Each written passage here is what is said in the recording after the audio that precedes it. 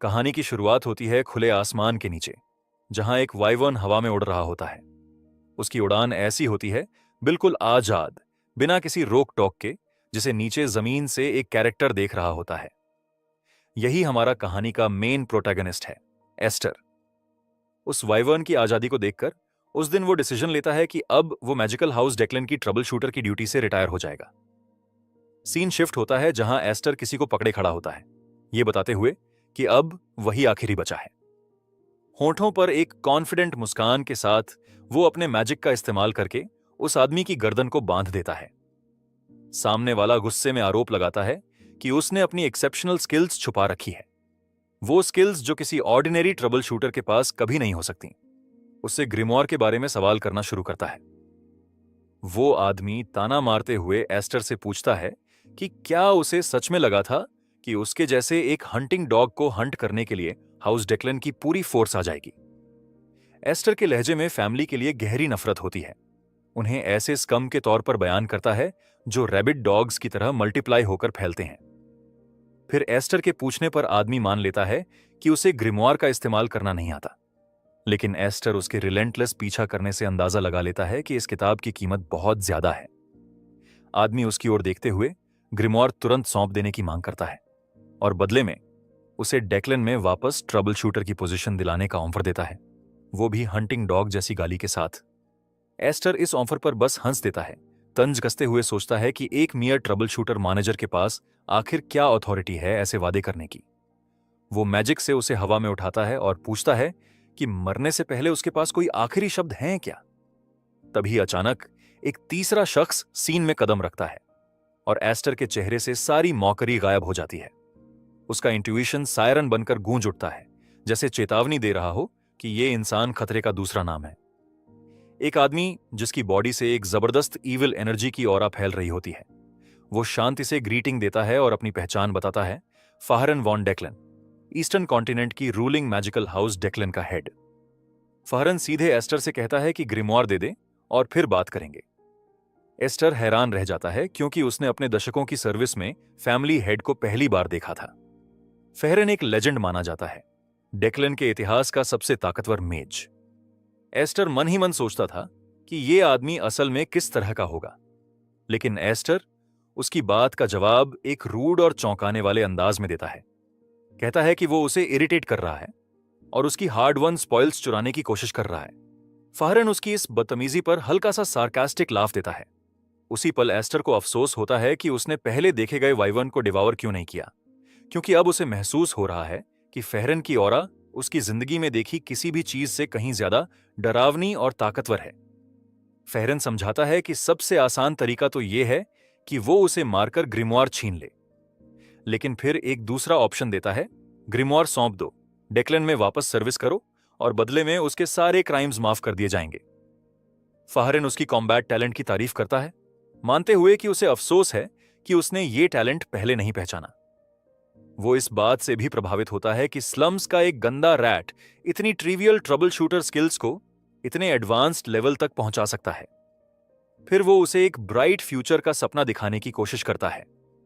सोचता है कि डेक्लन के पंखों पर सवार एक तेज धार वाला ब्लेड कितना ऊंचा उड़ सकता है और फैमिली नेम में कितना ग्रेटनेस जोड़ सकता है। अंत में वो उसे अपने साथ खड़े होकर हिस्ट्री बनाने का इनविटेशन देता है। एस्टर इस ऑफर को मानने का नाटक करता है, लेकिन एक चालाक मुस्कान के साथ एक शर्त रखता है, फाहरन अपनी फैमिली हेड की सीट उसे दे दे, तभी नेगोशिएशन होगा। यह सुनकर फाहरन के चेहरे पर हंसी और गुस्से का मिला जुला भाव साफ नजर आने लगता है। फिर वो फाहरन को याद दिलाता है कि वो उसकी लड़ाइयों को देख रहा था। उसी मोमेंट पर एस्टर अपने मैजिक का इस्तेमाल ट्रबल शूटर मैनेजर पर करता है और मॉकिंगली पूछता है कि अभी जो मैजिक मूव वो एग्जॉस्टेड ट्रबल शूटर मैनेजर पर अप्लाई कर रहा है, उससे कितने लोग मरे होंगे। यह सुनकर फाहरन का गुस्सा भड़क उठता है। वो चेतावनी देता है कि अगर ये रास्ता चुना है तो मौत सामने होगी।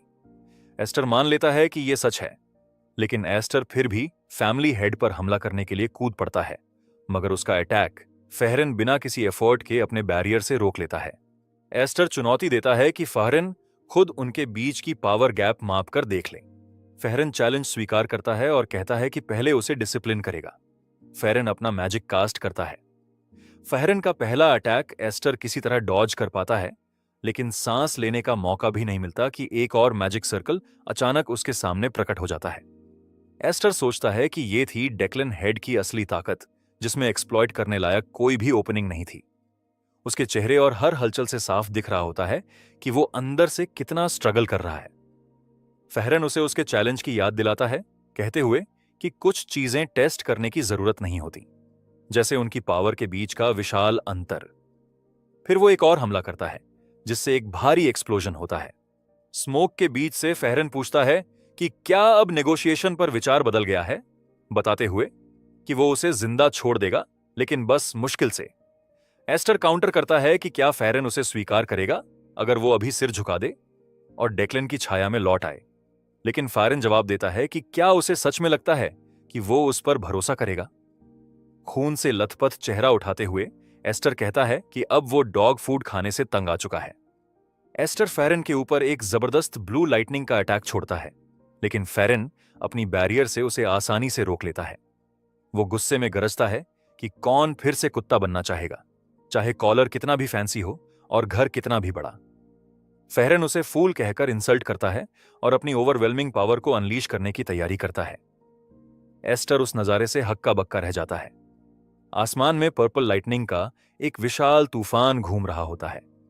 उसी पल उसे समझ आता है कि उस दिन उसने आसमान में उड़ते वाइवर्न को क्यों देखा था। उसका कारण उसकी सफरिंग और वो आजादी थी जिसकी उसे गहरी चाह थी। फहरन के जबरदस्त हमले के बावजूद एस्टर जमीन पर डटा रहता है।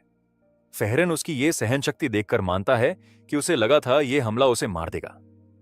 फहरन पूछता है कि क्या अब उसे पावर का फर्क महसूस हो रहा है, और एस्टर मानता है कि फहरन की ताकत वाकई घिनौनी है। एस्टर पूछता है कि क्या फहरन चाहता है कि वो फिर से ट्रबल शूटर बने, लेकिन फहरन साफ करता है कि उसका मतलब ट्रबल शूटर की पोजीशन से नहीं है और वो अपना असली और चौंकाने वाला ऑफर बताता है। एस्टर को डेक्लन के अधीन एक अफिलिएटेड फैमिली बोंगशिन फैमिली का हेड बना देना। एस्टर ये सुनकर शॉक्ड रह जाता है। वो सोचता है कि डेक्लन फैमिली, जिसकी अथॉरिटी इंपीरियल पावर के बराबर है, उसे अपनी किसी लॉयल फैमिली का हेड बनाने की पेशकश कर रही है। एस्टर ग्रिमोयर को देखता है और पूछता है कि क्या यह किताब ही उसका असली गोल थी। फहरन कहता है कि वो अब भी खुद को अंडर एस्टिमेट कर रहा है। उसकी असली चाह अब एस्टर और ग्रिमोयर दोनों ही है। फहरन देखता है कि एस्टर ऑफर पर सोचने लगा है और वादा करता है कि अगर उसने इसे स्वीकार किया तो उसके सारे पाप मिट जाएंगे और डेक्लन के साथ सिर्फ ग्लोरी उसका इंतजार करेगी। लेकिन अचानक एस्टर ग्रिमोयर में अपनी एनर्जी भरने लगता है, उसे डिस्ट्रॉय करने के इरादे से। फहरन शौक में पूछता है कि वो क्या कर रहा है, जिस पर एस्टर तंज कसता है कि ये किताब उसे मिल सकती है राख में बदलने के बाद। फहरन उसे धमकी देता है कि वो कभी चैन से नहीं मरेगा। एस्टर उसे चुप कराते हुए कहता है कि ध्यान से सुनो, ट्रबल शूटर्स को पैसे से कोई लेना देना नहीं, लेकिन उसने ये ग्रिमोयर इसलिए ली क्योंकि ये प्राइसलेस है। फिर वो पूछता है कि क्या फहरन को पता है उस यंग डेक्लन मास्टर के बारे में जिसने फॉरबिडन मैजिक से ट्रबल शूटर्स को डिवावर कर लिया था, वही स्काउंड्रल जिसने उसके साथियों को निगल लिया, और डेक्लन फैमिली ने इस क्राइम को कवर अप कर दिया। फहरन तिरस्कार से पूछता है कि क्या ये सब बदले के लिए है। एस्टर बताता है कि उसका मकसद सिर्फ बदला नहीं, बल्कि अपने साथियों के सपने पूरे करना है, और इसके लिए पैसे चाहिए, साथ ही ये भी कि वो कभी फिर डॉग हाउस में ना लौटे। फहरन ये सब सुनकर कहता है कि उसने एस्टर के लास्ट वर्ड्स सुन लिए हैं। वो अपना फाइनल अटैक छोड़ता है, डेक्लन की एज्योर फ्लेम, वो इटर्नल फायर जो कभी बुझती नहीं, और कहता है कि वो अपनी चॉइस पर इस नर्क में पछताएगा। जैसे जैसे आग उसे निगलती है, एस्टर इस रिग्रेट को नकारता है, कहता है कि मौत डेक्लन का कुत्ता बनने से बेहतर है, और लंबे समय बाद एक ऐसी फ्रीडम महसूस करता है जैसी पहले कभी नहीं की थी। उसके आखिरी ख्याल होते हैं कि उसे कोई पछतावा नहीं, और अगर वो दोबारा जन्म ले तो अपनी आजादी छीनकर असली बदला ले। लेकिन तभी उसे हैरानी होती है। सब कुछ रुक जाता है, जैसे समय थम गया हो, और ग्रिमोयर चमकते हुए उसके सामने आ जाती है। ग्रिमोयर एस्टर के हाथ से छूटकर आसमान में उड़ जाता है, और उसी वक्त एस्टर के चेस्ट पर एक मैजिक मैकेनिज्म बनता है जो सुनहरी रोशनी जैसी चमक बिखेरता है। फिर कुछ अजीब होता है। एस्टर एक नई जगह पर खुद को पाता है, सोचता है कि वो कैसे बच गया, जबकि अभी अभी वो जलकर मरने ही वाला था। उसे लगता है कि कुछ गड़बड़ है, और ये जगह उसे अजीब तरह से जानी पहचानी लगती है, जैसे वो पास्ट में लौट आया हो। उसे याद आता है ये ग्रे जोन है, वही जगह जहां वो ट्रबल शूटर बनने से पहले रोज सर्वाइवल के लिए भीख मांगता था। और फिर उसे सच्चाई का एहसास होता है, वो सच में टाइम में पीछे चला गया है। वो स्लम की सीवेज के पास जाकर घुटनों के बल बैठ जाता है। वो अपने यंग बॉडी में है, फिर भी नोटिस करता है कि एक खास मार्क अब भी उसके बॉडी पर है। समझ नहीं पाता कैसे, लेकिन अंदाजा लगाता है कि ये ग्रिमवार का काम है। वो खुद से पूछता है कि क्या ग्रिमवार सच में ऐसा करने के काबिल था। उसे याद आता है कि डेक्लन फैमिली का खुद हेड उस बुक को लेने आया था। इससे साबित होता है कि वो कितनी इंपॉर्टेंट थी। एस्टर सोचता है कि पास्ट में लौटना किसी भी हालत में उसके लिए गुड है। वो चेक करता है कि ये ड्रीम तो नहीं। इवेंट्स बहुत रियल लगते हैं और सीवर की फाउल स्मेल उसे कंफर्म करती है कि वो जिंदा है। उसके अंदर ऑप्टिमिज्म आता है। इसे ग्रेट सक्सेस पाने का मौका समझता है। लेकिन ग्रेट सक्सेस का मतलब क्या? उसे अपना पुराना ड्रीम याद आता है। एक ऐसा ड्रीम जो उसके साथियों का भी था, और यही रीजन था कि उसने रिटायर होने का डिसाइड किया था। उसकी यादों में आता है ग्रे जोन का साथी। वो कहता है कि वो सब बस होमलेस हैं, बिना कपड़े, खाना और एजुकेशन के। पूछता है कि इनमें से सबसे बुरा क्या है। एस्टर जवाब देता है खाना ना होना, लेकिन उसका साथी कहता है कि ऐसा नहीं है। उसका साथी फिर सवाल करता है कि वो लोग स्यूअर में घसीटे जाने का कारण क्या था, लेकिन एस्टर कहता है कि उसे स्यूअर से कोई फर्क नहीं पड़ता। उसका दोस्त जब अपनी बात दोहराता है तो एस्टर फिर से साफ कहता है कि उसे स्यूअर से कोई फर्क नहीं पड़ता। दोस्त चिढ़ जाता है और कहता है असली दर्द है एजुकेशन न मिलना। अगर सही ट्रेनिंग और एजुकेशन मिली होती तो वो नोबल्स के हाथों गुलाम न बनते। उसका दोस्त अपना ड्रीम बताता है, एक लाइब्रेरी बनाना जहां कोई भी, चाहे वो गरीब हो, अमीर हो, लड़का हो, लड़की हो, फ्रीली बुक्स पढ़ सके। एस्टर का ड्रीम इससे भी आगे का था, एक ऊंचा स्पायर बनाना जिसमें हर बुक इकट्ठी करना। और कहता है कि लोकेशन से उसे कोई फर्क नहीं पड़ता। वो एक क्रीपी फेस बनाकर सोचता है कि वो फर्स्ट फ्लोर के एंट्रेंस पर डेक्लन फैमिली का सीक्रेट मैनुअल रखेगा, ताकि कोई भी, चाहे वो ग्रे जोन का वागबंड हो, नोबल का बेटा हो या मार्केट का बुचर, उसे आसानी से उठा सके। वो सोचकर ही खुश हो जाता है कि जिन टेक्निक्स को डेक्लैन अपनी जान से ज्यादा प्रेशियस मानते हैं, वो सबको ओपनली मिलेंगी। प्रॉब्लम सिर्फ एक है, उन टेक्निक्स को कैसे हासिल करे। लेकिन ये फ्यूचर वाले खुद पर छोड़ देता है। उसका अल्टीमेट गोल है डेक्लन का पूरा डाउनफॉल। अचानक उसका ड्रीम टूटता है जब एक जोरदार किक उसके फेस पर पड़ती है।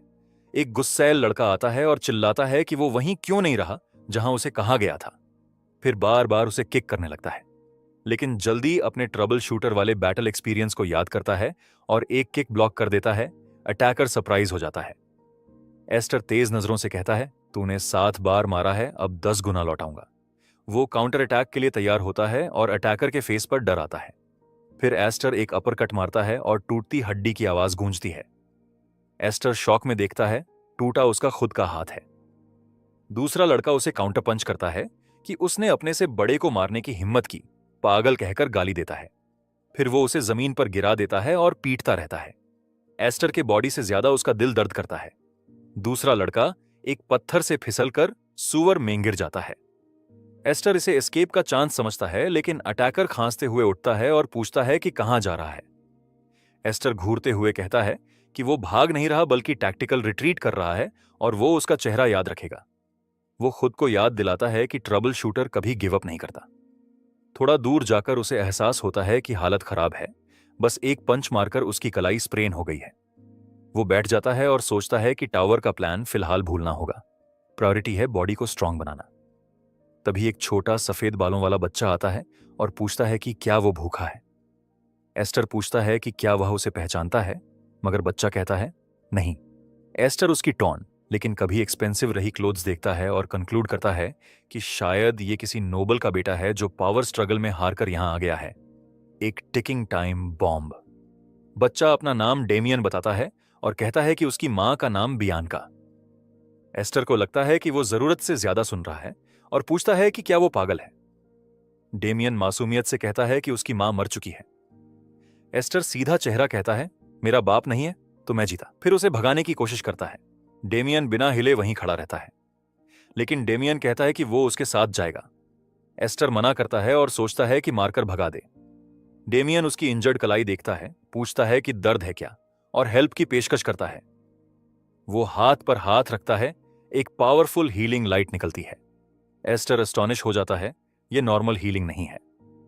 वो पहचानता है लाइट ऑफ हीलिंग, ब्लैंडोर फैमिली की स्पेशल टेक्निक जिसे डेक्लन ने खत्म कर दिया था। उसके ट्रबल शूटर इंस्टिंक्ट्स चिल्लाने लगते हैं, ये बहुत डेंजरस सिचुएशन है। वो सोचता है कि ब्लैंडोर का बच्चा यहां क्यों है, जबकि इस समय उनकी फैमिली अच्छी स्थिति में होनी चाहिए। वो नाम डेमियन दोहराता है, जिसे सुनकर डेमियन पूछता है कि क्या उसने उसे बुलाया। एस्टर को और अचानक याद आता है अलग रंग की आंखों वाला ब्लैंडोर वंश का लड़का, मॉन्स्टर ऑफ ब्लैंडोर, डेमियन वॉन ब्लैंडोर, वो पागल जो मरकर भी नहीं मरता। एस्टर शॉक में जम जाता है, समझ नहीं पाता कि उसके सामने क्या खड़ा है। यादें उसे वापस लेकर चली जाती हैं पास्ट में, उस टाइम जब वो अभी भी ट्रबल शूटर के रूप में काम कर रहा था। उसे याद आता है कि उसे डेक्लन फैमिली के ऑर्डर से एक मिशन पर भेजा गया था, ब्लैंडोर फैमिली के इलाकों में। उस समय वो और उसके साथियों ने शिकायत की थी कि ये मिशन डेक्लन फैमिली को खुद ही संभाल लेना चाहिए था। एक साथी ने बताया था कि वहां ब्लैंडोर की जमीन में एक मॉन्स्टर के बारे में रूमर्स चल रहे थे, एक ऐसा मॉन्स्टर जिसने दर्जनों लोगों को मार डाला था। सब सोच रहे थे कि यह मॉन्स्टर कोई घावुल या वैसा कुछ होगा, लेकिन एस्टर ने जो देखा वो घावुल नहीं था। उसके साथ सभी लोग शॉक में थे। उसने एक इंसान को दूसरे इंसान को चीरते देखा। वो इंसान डेमियन था, जो लड़ते हुए पागलों की तरह हंस रहा था और लगातार ब्लैंडोर फैमिली की हीलिंग मैजिक का इस्तेमाल कर रहा था ताकि वह लड़ाई जारी रख सके। वो एक पागल कसाई था जो मौत के बाद भी मरता नहीं था। फिर वो मेमोरी खत्म होती है और एस्टर वापस अपने वर्तमान में आता है, जहां डेमियन उसके सामने एक मासूम बच्चा है जो चींटियों को ध्यान से देख रहा है। एस्टर अभी भी शॉक में है और अपने दिमाग में उस बर्बर हत्यारे की छवि और सामने उस बच्चे की मासूमियत को रिकंसाइल नहीं कर पा रहा। वो सोचता है कि ब्लैंडोर फैमिली के डायरेक्ट एयर, लॉर्ड का इकलौता बेटा, ऐसे बदहाल जगह में क्यों है। तभी डेमियन उसकी सोच में बाधा डालता है और खाना खाने की बात करता है। वो उत्साह से बताता है कि उन्हें खाना चाहिए, अपनी मां की बात कहते हुए कि अच्छा खाना बीमारी से बचाता है, और कहता है कि एस्टर बीमार है क्योंकि वो खाना नहीं खाता। एस्टर उसकी बात से सहमत होता है, लेकिन उसकी बात करने की स्टाइल को प्रोवोकेटिव पाता है। एस्टर उससे पूछता है कि क्या उसके पास कोई पैसा है। डेमियन एक थैला निकालता है जिसमें सोने के सिक्के भरे होते हैं और पूछता है क्या यही बात एस्टर कहना चाहता था। थोड़ी चुप्पी के बाद एस्टर मुस्कुराता है और हां में सिर हिलाता है। अचानक कहता है कि अब वे दोस्त हैं। वो डेमियन के कंधे पर हाथ रखकर कहता है कि जब उसने कहा कि वे दोस्त हैं तो वे दोस्त हैं, और दोस्त अपने पास जो होता है वो शेयर करते हैं। फिर उत्साहित होकर उसे लेकर खाने की तलाश में निकल पड़ता है। डेमियन अपने नए दोस्त से पूछता है कि उसके पास शेयर करने के लिए कौन है, तो एस्टर जवाब देता है कि उसके पास एक दोस्त है, यानी वो खुद। अच्छा खाना खाने और नहाने के बाद एस्टर खुद को रिफ्रेश्ड महसूस करता है। वो देखता है कि डेमियन आसपास घूम रहा है। डेमियन बताता है कि उसने पहली बार ऐसा देखा है जहां रेस्टोरेंट के ऊपर कोई घर है, क्योंकि वो हमेशा बाहर सोया करता था। डेमियन अचानक कहता है कि उसका कोई बाप नहीं है।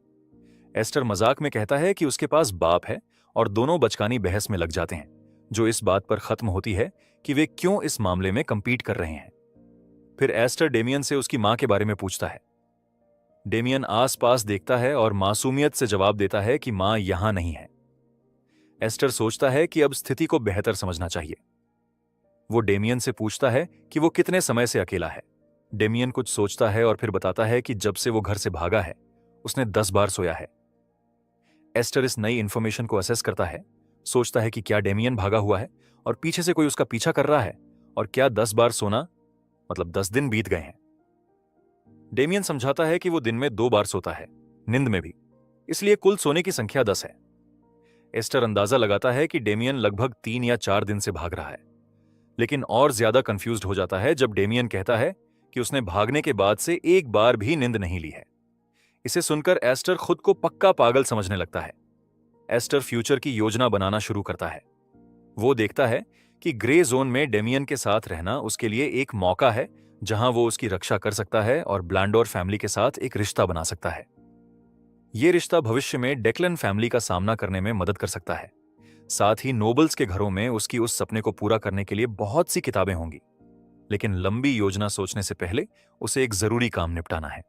वह 57 लेयर वाली कड़वाहट जो उसे उस लड़के के लिए है जिसने पहले उसे मारा था। एस्टर डेमियन से कहता है कि वो अब लेटने वाला है और चेतावनी देता है कि उसे डिस्टर्ब न करे, वरना बड़ी परेशानी होगी। डेमियन पूछता है कि क्या वो ब्रीदिंग एक्सरसाइजेस करने वाला है और एस्टर पुष्टि करता है। साथ ही कहता है कि जब वो पूरा कर ले तो वो भी वही करे, जिस पर डेमियन उत्साह से सहमत होता है। एस्टर मेडिटेशन शुरू करता है। उसे याद आता है अपनी पिछली जिंदगी, जहां वो ट्रबल शूटर्स को दिए गए स्टैंडर्ड मैजिकल फॉर्मूलाज पर निर्भर था, जिनकी लिमिट्स स्पष्ट थीं। इसे पार करने के लिए उसने कई नोबल घरों में घुसपैठ की और उनकी टेक्निक्स चुराई। कई बार मौत के कगार पर पहुंच गया। उसने Knightley body strengthening, spirit arts, summoning और एल्केमी जैसी सीक्रेट आर्ट्स सीखी।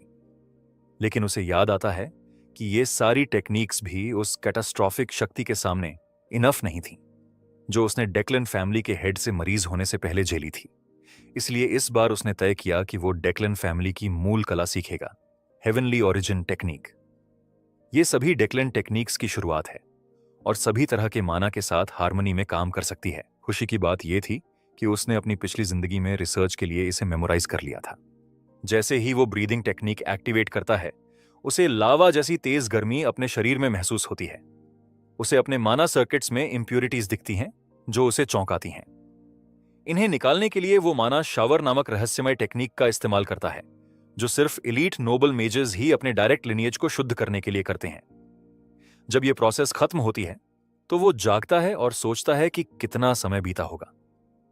सबसे जरूरी बात यह है कि उसके माना सर्किट्स अब क्लीन हैं और माना प्यूरिफाइड है, शायद अपनी पिछली जिंदगी से भी ज्यादा प्यूरिफाइड।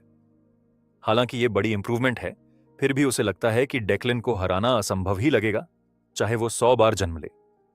फिर भी उसके चांसेस बढ़ गए हैं और वह कभी हार ना मानने वाला इंसान है, चाहे ऑड्स कितने भी इम्पॉसिबल क्यों ना हो। अगले दिन डेमियन अपनी नींद से जागता है और देखता है कि उसके बाल ब्राउन हो गए हैं, जो उसे हैरान कर देता है। एस्टर ने चुपके से डेमियन के प्लैटिनम ब्लॉन्ड बालों का रंग और कपड़े बदल दिए थे, ताकि ब्लैंडोर फैमिली उसे पहचान न सके। अंतिम डिस्गाइज पूरा होने के बाद डेमियन अपने दोस्त से पूछता है कि अब क्या करेंगे। एस्टर अनाउंसेस करता है कि अब वे कुछ हेड्स क्रैक करने वाले हैं। वो लड़का जिसने पहले एस्टर को मारा था, अब नींद से जागकर चल रहा था। वो खुद से कह रहा होता है कि मौसम बड़ा नाइस है। वो एस्टर को देखकर हैरान होता है, लेकिन इस बार एस्टर क्लीन था और उसके साथ एक और बच्चा भी था। वो गुस्से में पूछता है कि वो कहां घूम रहा है और ये साफ सुथरा क्यों दिख रहा है। फिर वो एस्टर के साथ ही डेमियन को देखता है, जिसके कपड़े देखकर लगता है कि उसके पास पैसा है। अचानक एस्टर उसे जोरदार पंच मारता है, जो उसे जमीन पर गिरा देता है। फिर वो शांत होकर कहता है कि लगता है जगह तो सही है, और अनाउंस करता है कि उनके बीच का स्कोर 123 हिट्स से शुरू होगा। पास के 2 लड़के कमोशन सुनते हैं और देखने आते हैं। फिर एक बड़ा यूथ का समूह जमा हो जाता है और सभी शॉक्ड होते हैं कि सबसे छोटा लड़का क्या कर रहा है। एस्टर स्लाई स्माइल देता है। सभी चेहरे उसे जानी पहचानी लगते हैं और वो सोचता है कि इस बार वो कितना आगे जा सकता है। फिर एस्टर अपनी लड़ाई एक जोरदार पंच से शुरुआत करता है और उसके बाद सीधे पेट पर भी वार करता है। वो साफ तौर पर इस पल को एंजॉय कर रहा होता है। वो इजीली पूरे ग्रुप को अकेले ही संभाल रहा होता है। जब एस्टर अपनी पंच को माना से टाइट करते हुए अटैक करता है, तब डेमियन उसके नए दोस्त की स्पीड और ताकत देखकर इन्फ्लुएंस हो जाता है। एस्टर डेमियन को सिखाता है कि ऐसी सिचुएशंस में जो भी देखो उसे सुपर कूल कहना चाहिए, जिसे डेमियन चमकती आंखों से उत्साह से दोहराता है। डेमियन पहले लड़के के पास जाता है और उसे अपनी हीलिंग टच देने की पेशकश करता है। एस्टर उसे पकड़ता है और पूछता है कि अब तक उसने कितने हिट्स झेले हैं। कुछ समय बाद ग्रुप के सभी मेंबर्स जमीन पर घिरे हुए असहाय होते हैं और एस्टर अपना स्टिक घुमा रहा होता है। वो लड़के की पीठ पर स्टिक से जोर से मारता है और पूछता है कि अब तक उसने कितने हिट्स झेले हैं, लेकिन वो लड़का कहता है कि उसे याद नहीं है, वह भूल गया है। तब एस्टर अपने दोस्त डेमियन को कहता है कि अब उसकी बारी है। डेमियन खुशी खुशी इंजर्ड लड़के पर हीलिंग टच लगाता है। वो इंजर्ड लड़के दर्द और डर से चिल्लाता है और उसे रोकने की विनती करता है, क्योंकि वो सिर्फ 2 अंकों तक ही गिनती कर सकता है। रिवेंज पूरी होने के बाद ग्रुप के सभी मेंबर असेंबल होकर सम्मान के साथ एस्टर को मजबूरी में आज के लिए धन्यवाद कहते हैं। एस्टर अपने आप पर प्राउड फील करता है, सोचता है कि 2000 वार बांटने का काम, जिसमें हर इंसान को 100 वार मिलते हैं, उसके लिए भी एक नया चैलेंज थी। फिर एक लड़का एस्टर के सामने आता है और जाने की अनुमति मांगता है, जिसे एस्टर मंजूर कर देता है, लेकिन वो हिचकिचाते हुए बताता है कि यह उनके घर है, इसलिए वे नहीं जा सकते। एस्टर का चेहरा बदल जाता है और कहता है कि ये छोटी सी समस्या है। छुपे हुए खतरे को देखकर लड़के जल्दी कहते हैं कि वे घर छोड़ देंगे और वे अपने घर से भाग निकलते हैं। वो तीखी आंखों से मुड़ता है और महसूस करता है कि दूर से कोई उनके पास आ रहा है। ये शख्स तेज और छुपा हुआ था और उसके पास एक प्रोफेशनल ट्रबल शूटर की डिस्टिंक्ट ऑरा थी। एस्टर समझता है कि शायद उसे कोई पीछा कर रहा है। उसे लगता है कि ब्लैंडोर फैमिली ने उसे उसकी उम्मीद से तेज ढूंढ लिया है और उसे चिंता होती है क्योंकि लड़ाई और प्यूरिफिकेशन प्रोसेस के बाद उसके पास बहुत कम माना बचा है। वो समझता है कि उसकी करंट स्थिति स्पेल्स या फिजिकल फाइट करने की अनुमति नहीं देती, लेकिन वो अपनी असली पहचान एक एक्सपीरियंस्ड ट्रबल शूटर के रूप में याद करता है। वो याद करता है कि अपनी पास्ट लाइफ में भी उसके पास ज्यादा मैजिक नहीं था और वह हमेशा ऐसी डिफिकल्ट सिचुएशन का सामना करता था, इसीलिए ये कोई नई बात नहीं है। वो अपनी बाकी बची हुई माना फिंगर टिप पर इकट्ठा करता है। वो माना को कंप्रेस करता है, मानते हुए कि ये एक अटैक के लिए काफी होगा। उसे पता है कि उसके पास इस सिचुएशन से बचने के लिए सिर्फ एक ही मौका है। हीरो अटैक करने के लिए शार्प शूटर स्टांस में तैयार होता है और उसी वक्त सीन में एक बूढ़ा अटैकर एंट्री करता है, मगर एंट्री करते ही वो घुटनों के बल बैठ जाता है और ये देखकर हीरो हैरान रह जाता है। वो बुजुर्ग आदमी डेमियन को यंग मास्टर कहकर संबोधित करता है और वो बुजुर्ग असल में अल्फ्रेड होता है, जिसे देखकर डेमियन भी हैरान रह जाता है। अल्फ्रेड बताता है कि डेमियन को ढूंढ लेने के बाद उसे बहुत राहत महसूस हुई है और कहता है कि चिंता के कारण वो सो भी नहीं पाया था। लेकिन डेमियन सख्ती से वापस जाने से इनकार करता है, जोर देकर चिल्लाता है कि वो कभी वापस नहीं जाएगा, जबकि अल्फ्रेड उसे पकड़कर उसे वापस चलने के लिए जबरदस्ती करता है। एस्टर समझता है कि डेमियन का परिवार से भागना बस एक छोटा बच्चा घर से भागने जैसा था। ब्लैंडोर फैमिली के बटलर एस्टर से माफी मांगता है और फॉर्मल तौर पर अपना परिचय देता है। एस्टर खुद को एस्टर बताता है। एल्फ्रेड देखता है कि यंग मिस्टर डेमियन को एस्टर से बहुत लगाव है और उसे ब्लैंडोर फैमिली के घर आने के लिए बुलाता है। एस्टर उनकी मंशा पर शक करता है क्योंकि ये सब जानते हैं कि नोबल फैमिलीज आम लोगों को तुच्छ समझते हैं, पर उसे यह समझ नहीं आता कि ये इनविटेशन का असली मकसद क्या है। वह इनविटेशन स्वीकार करने का फैसला करता है क्योंकि ये उसके मेन प्लान से मेल खाता है। ब्लैंडोर फैमिली से रिश्ता बनाना, जो सिटी के एंट्रेंस को कंट्रोल करती है, जहां जीनियन एकेडमी और उसकी बेहतरीन लाइब्रेरी है। क्योंकि उसका गोल एक बड़ी लाइब्रेरी बनाने का है, वह समझता है कि उनकी लाइब्रेरी का दौरा फायदेमंद होगा। इनविटेशन स्वीकार करता है, इसे अपने सपने तक पहुंचने के रास्ते में एक छोटा डे टूर मानता है। एस्टर जाने के लिए रेडी होकर खुशी से कहता है कि चलो देखते हैं ब्लैंडोर फैमिली का खाना कैसा होता है। वे ब्लैंडोर फैमिली के भव्य मैंशन तक पहुंचते हैं। वो लोग कैरेज से नीचे उतरते हैं और एस्टर इसे अपने पहले ऑफिशियल विजिट के रूप में देखता है। एस्टर मैंशन के सामने खड़ा होता है, जहां सर्वेंट्स उनके यंग मेस्टर के लिए एंट्रेंस पर मौजूद होते हैं। एल्फ्रेड कहता है कि देर हो गई है, वे आराम करें, और डेमियन को मेड लांसी को सौंप देता है। जब लांसी डेमियन को ले जाने की कोशिश करती है, बच्चा उसकी तीखी नजर से डरकर चिल्लाने लगता है और माफी मांगता है। इसके बाद एल्फ्रेड मैंशन के एक सुनसान कॉरिडोर में धीरे धीरे चलते हुए आगे बढ़ रहा होता है। वो एक दरवाजे पर हल्के से नॉक स्लाट्स करता है और अंदर से अनुमति मिलने पर भीतर एंटर करता है। अंदर बैठा कोई व्यक्ति, जो साफ तौर पर मैंशन का मेट्रन लगती है, धीमे स्वर में पूछती है कि डेमियन कहां था। एल्फ्रेड शांत अंदाज में बताता है कि वो उसे 7वें ग्रे जोन में मिला था और वहीं से उसे वापस लेकर आया है। एक पल के लिए माहौल में गहरी खामोशी छा जाती है, लेकिन अगले ही पल ठीक एल्फ्रेड के सामने जोरदार ब्लास्ट होता है। वो अटैक हाउस की मेट्रन करती है और बेताबी से पूछती है कि डेमियन ठीक है या नहीं। साथ ही ये धमकी भी देती है कि अगर उसे कोई नुकसान पहुंचा तो अंजाम भयंकर होंगे। अल्फ्रेड मैट्रॉन को शांत रहने और उसकी रिपोर्ट सुनने के लिए कहता है। रिपोर्ट सुनने के बाद मैट्रॉन को गहरी राहत महसूस होती है।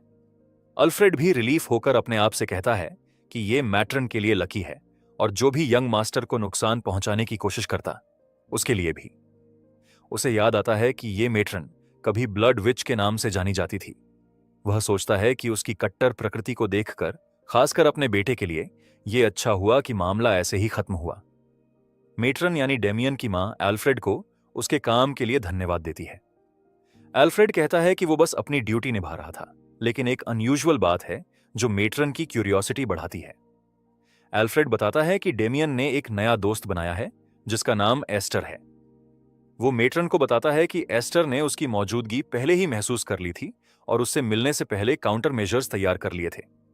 वह जोड़ता है कि जब वे मिले, एस्टर के हाथ में माना बुलेट था, जो कंप्रेस्ड मैजिक की एक फॉर्म थी और हमला करने को तैयार थी। मेट्रन इससे प्रभावित होती है, कहती है कि एस्टर का टैलेंट रिमार्केबल है, एक लड़के के लिए जो ग्रे जोन से है। इस टैलेंट को देखकर एल्फ्रेड मेट्रन से एक फेवर मांगता है। फिर सीन कट होता है और एल्फ्रेड एस्टर के सामने खड़ा होकर उसे ऑफर देता है कि वो उसका सक्सेसर बने। एस्टर ये सुनकर डिस्गस्टिंगली हैरान रह जाता है। एल्फ्रेड को पूरा कॉन्फिडेंस है कि एस्टर इसे मना नहीं करेगा। वो समझाता है कि गाइजोन के एक रैट के लिए ये मौका वेल्थ और ऑनर हासिल करने जैसा है, लेकिन एस्टर बिना हेजिटेशन से जवाब देता है कि उसे कोई दिलचस्पी नहीं है। इससे अल्फ्रेड शॉक्ड होता है और पूछता है कि क्या उसने सही सुना। डेमियन सीन में इंटरप्ट करता है और अपने दोस्त द्वारा बोले गए शब्द का मतलब पूछता है। एस्टर शालीनता से उस ऑफर को ठुकरा देता है, कहता है कि उसे बटलर का सक्सेसर बनाए जाने की बहुत कदर है, लेकिन वो चाहता है कि चीजें अभी जैसी हैं वैसी ही बनी रहें। एल्फ्रेड इस इनकार को घमंड समझता है, सोचता है कि एस्टर, जो एक टैलेंटेड अनाथ है और जिसने खुद मैजिक सीखी है, खुद को बड़ा व्यक्ति समझता है। बटलर इंटरनली सोचता है कि वो उसे समझता है क्योंकि वो भी एक आम परिवार में पैदा हुआ था और यंग में घमंडी था, लेकिन बाद में उसने जाना कि दुनिया कितनी बड़ी है। एल्फ्रेड एस्टर को बताता है कि दुनिया बहुत विशाल है और एस्टर, हाँ, वास्तव में छोटी नहीं है, जवाब देता है। फिर थोड़ी सी नाराजगी चेहरे पर झलकाते हुए एल्फ्रेड पूछता है कि क्या एस्टर को लगता है कि वह इस दुनिया को जीत सकता है। एस्टर पीसफुली जवाब देता है कि उसे ऐसा नहीं लगता। एल्फ्रेड इस जवाब से और भी ज्यादा इरिटेट हो जाता है। फिर एल्फ्रेड एस्टर को वैलीज के गॉब्लिन्स से कंपेयर करता है, जो प्रोटेक्टेड एनवायरनमेंट में बड़े होते हैं और दुनिया के रियल डेंजर से अनजान होते हैं। एस्टर जवाब देता है कि उसे लगता है कि वो वाइवन है, मतलब वो बिल्कुल नाइव या कमजोर नहीं है। यह सुनकर एल्फ्रेड गुस्से में अपने पैर से जमीन तोड़ देता है और कहता है कि क्योंकि एस्टर कुछ नहीं जानता, वो एस्टर को खुद दिखाएगा कि दुनिया असल में कितनी विशाल और डरावनी है। सीन कट होता है और एल्फ्रेड बड़े हॉल के दरवाजे खोलता है। हॉल के अंदर लोग ट्रेनिंग करते नजर आते हैं। अल्फ्रेड के एंटर करने पर सब युवा ट्रेनी बटलर लाइन में खड़े होते हैं और उसे सलाम करते हैं। अल्फ्रेड एस्टर से उसकी राय पूछता है, बताता है कि ये लड़के ब्लैंडोर फैमिली के टैलेंट हैं, जो उसकी उम्र के आसपास हैं और उसे उनके स्किल्स का एहसास जरूर होगा। एस्टर उन्हें चुपचाप देखता है और अपने आप से मानता है कि ब्लैंडोर के टैलेंट वाकई इंप्रेसिव हैं। वो सोचता है कि ये बच्चे सिर्फ टीनेजर्स हैं, लेकिन उनकी रिफाइनमेंट और ऑरा पूरे जगह को भर देती है। लेकिन उनकी आंखों में देखकर एस्टर सार्कास्टिकली सोचता है कि ये सब लोग गॉब्लिन्स हैं। एल्फ्रेड फिर पूछता है कि क्या वो उसका ऑफर एक्सेप्ट करेगा। वादा करता है कि एस्टर इन बच्चों की तरह चमकेगा, बल्कि उनसे भी ज्यादा। एस्टर बस कहता है कि उसे चमकना पसंद नहीं है, जिससे एल्फ्रेड को झटका लगता है। एक ट्रेनी जिसका नाम विंस्टर है, हाथ ऊपर उठाता है और हेड बटलर से बात करता है। विंस्टर एक सार्कास्टिक स्माइल देता है और कहता है कि अगर ये लड़का सच में समझता तो कभी ऑफर ठुकराता नहीं, और क्योंकि उसने ठुकराया है, इसका मतलब है कि वो अभी इस पद या यहां मौजूद एबिलिटी की असली वैल्यू नहीं समझ पाया है। विंस्टर खुद वॉलंटियरिंग करता है कि वो एस्टर को असली मैजिक की एक झलक दिखाएगा, ट्रेनिंग ड्यूअल का प्रस्ताव रखता है। एल्फ्रेड इस सोच को एरोगेंट मानता है, लेकिन फिर भी मान जाता है। अल्फ्रेड सुझाव देता है कि एस्टर विंस्टर के साथ एक क्विक ड्यूएल करे। एस्टर समझता है कि वो उनकी नजर में एक थॉर्न बन गया है। वो जानता है कि वे उसे बस एक लकी स्ट्रे डॉग मानते हैं जो रास्ता पा गया। एस्टर ड्यूएल के लिए सहमत हो जाता है, लेकिन कहता है कि वो अपने ओपोनेंट्स खुद चुनना चाहता है, जो एल्फ्रेड मंजूर कर देता है। एस्टर विंस्टर और 4 अन्य ट्रेनीज को चुनता है। वो अनाउंस करता है कि वो एक साथ 5 का सामना करेगा, जिससे ट्रेनीज शॉक्ड हो जाते हैं। वो उनका मजाक उड़ाता है, कहता है कि अगर वे डरते हैं तो मर जाएं। एल्फ्रेड हंसता है, इंप्रेस्ड होकर कहता है कि ये उसका सक्सेसर बनने की भावना है, लेकिन वो चेतावनी देता है कि उसके शब्द ब्लैंडोर फैमिली के लिए अपमान हो सकते हैं और क्या वो इसके लिए जिम्मेदारी लेने को तैयार है। तो एस्टर कॉन्फिडेंटली जवाब देता है कि वो तैयार है। एल्फ्रेड ड्यूअल के टर्म्स सेट करता है। एस्टर को 1 मिनट तक टिकना होगा। सफल हुआ तो इनाम मिलेगा, अगर असफल हुआ तो उसे अपने शब्दों की जिम्मेदारी लेनी होगी। एस्टर समझता है कि इसका मतलब है कि उसे नेक्स्ट हेड बटलर बनने के लिए मजबूर किया जाएगा, और इसे एल्फ्रेड का उसे बांधने का प्रयास मानता है, लेकिन वो टर्म्स एक्सेप्ट करता है। ड्यूअल की तैयारी के दौरान एक इंस्ट्रक्टर एल्फ्रेड से चिंता व्यक्त करता है कि ड्यूअल बहुत डेंजरस हो सकता है। एल्फ्रेड कहता है कि यही खतरा इसे मीनिंगफुल बनाता है, क्योंकि वो मानता है कि एस्टर की स्टबर्ननेस तोड़ना ही उसका ग्रोथ है। पांचों ट्रेनीज का इंस्ट्रक्टर चिंतित है। उसे डर है कि यंग मास्टर के गेस्ट को चोट लगना उसके करियर के अंत का कारण बन सकता है। इस बीच डेमियन मेड एलांसी के साथ इस सीन को देख रहा होता है। इंस्ट्रक्टर उसके पास जाकर एल्फ्रेड को ड्यूअल रोकने के लिए विनती करता है, चेतावनी देता है कि उसका दोस्त गंभीर खतरे में है। लेकिन डेमियन उत्साह से भरा होता है, जो इंस्ट्रक्टर को और भी डराता है। लांसी बीच में आती है और डेमियन को बताती है कि अगर वो इंटरप्ट करेगा तो उसकी मां उसे डांटेगी। एल्फ्रेड हेजिटेंट इंस्ट्रक्टर को ड्यूअल शुरू करने का आदेश देता है। इंस्ट्रक्टर मन ही मन सोचता है कि उसने विरोध करने की पूरी कोशिश की, लेकिन आदेश मानना ही होगा। लांसी डेमियन से कहती है कि वो जल्दी लौट आएगी और उसे इंटरप्ट नहीं करना चाहिए। डेमियन मुस्कुराकर बताता है कि वो समझ गया। इंस्ट्रक्टर ड्यूअल के नियम समझाता है, बताता है कि यह एक टर्न बेस्ड स्पार है, लेकिन एल्फ्रेड बीच में टोककर कहता है कि ड्यूअल का फॉर्मेट फ्री फॉर ऑल होगा। इंस्ट्रक्टर पुष्टि करता है कि ड्यूअल वास्तव में फ्री फॉर ऑल है, जो तब तक चलता रहेगा जब तक एक साइड सरेंडर नहीं करता, जबकि इंस्ट्रक्टर को मैच रोकने का अधिकार प्राप्त है। विंस्टर मन ही मन एस्टर का मजाक उड़ाता है, उसे लकी से अंधा पड़ा स्ट्रे डॉग कहता है और वादा करता है कि उसे कुचलकर उसकी असली पहचान सामने लाएगा। इंस्ट्रक्टर चिल्लाकर ड्यूअल की शुरुआत की घोषणा करता है। ड्यूअल शुरू होते ही एस्टर विंस्टर की छाती पर जोरदार सीधा वार करता है, जिससे वो शॉक्ड और दर्द से कुछ नहीं बोल पाता। विंस्टर अपने टीममेट्स को देखता है, मगर उसके चारों टीममेट्स जमीन पर गिर चुके होते हैं। एस्टर अनाउंस करता है कि लगता है अब उसे पढ़ाना शुरू करना होगा। अपने हाथ में माना बुलेट पकड़ता है और कहता है कि पहली लेसन यह है कि सबसे छोटे मिर्च सबसे ज्यादा तीखे होते हैं। विंस्टर इस टेक्निक को बेसिक माना मैनिपुलेशन समझता है, जो कॉम्बैट में बेअसर होती है। एस्टर दूसरी लेसन बताता है कि लोगों का जल्दी जजमेंट न करें। फिर माना बुलेट छोड़ता है। बुलेट जबरदस्त धमाके के साथ पांचों ट्रेनीज के सिर में एक्सप्लोड होता है। एस्टर थर्ड लेसन बताता है कि दुनिया वाइड और बिटर है और विंस्टर को सीधा पंच मारता है। वो हर हारने वाले ट्रेनी को ये लेसन सिखाने का ऑफर देता है और कहता है कि उन्हें अच्छी तरह पढ़ाई करनी चाहिए। विंस्टर उसे लूनेटिक कहता है और बताता है कि जो वो कर रहा है वो मैजिक नहीं है। एस्टर किक मारने के लिए आगे आता है और एक तेज किक सीधे विंस्टर के चेहरे पर मारता है और कहता है कि ये मैजिक है, फिजिकल मैजिक। इंस्ट्रक्टर पूरे शॉक में इस ताकत को देखता रहता है जो वो विटनेस कर रहा होता है। बाकी ट्रेनी भी पूरे शॉक में देखते रहते हैं। वहीं एल्फ्रेड एस्टर को उसके ओपोनेंट्स को हराते हुए देखता है। एल्फ्रेड एस्टर की टेक्निकली का एनालिसिस करता है और समझता है कि माना बुलेट उसने कम से कम 3 या 4 गुना कंप्रेस किया था। वो सोचता है कि अगर पहली बार उनकी मुलाकात में उसे उस बुलेट का डायरेक्ट हिट लगता तो कितना खतरनाक होता। वो एस्टर के इन्नेट माना कंट्रोल की प्रशंसा करता है। फिर वो खुद से सवाल पूछता है कि एस्टर ओपोनेंट्स को मारने में इतना अच्छा कैसे है। वहीं दूसरी तरफ डेमियन अपने हीलिंग मैजिक यूज कर रहा होता है। अचानक अल्फ्रेड को लेडी बियांका की मौजूदगी का एहसास होता है और वो स्तब्ध रह जाता है। लेडी बियांका लांसी के साथ आती है, जो इंस्ट्रक्टर के लिए उम्मीद लेकर आती है, जो सोचता है कि वो उन्हें बचाने आई है।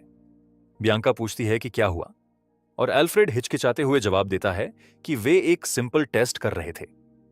बियांका उस अनमैनेज्ड हालात और इंजर्ड ट्रेनीज को देखकर सार्कास्टिकली पूछती है कि क्या यही तुम टेस्ट कहते हो। उधर डेमियन अभी भी बेशर्मी से हीलिंग मैजिक इस्तेमाल कर रहा होता है। वो अल्फ्रेड को ट्रेनीज को इकट्ठा करने और फिलहाल जगह से हटाने का आदेश देती है। अल्फ्रेड आदेश को स्वीकार करता है। फिर वो डेमियन से कहती है कि वो अपने कमरे में लौट जाए। वो एस्टर से भी अपने कमरे को लौटने को कहती है और वो मन ही मन सोचता है, क्या शर्म की बात है।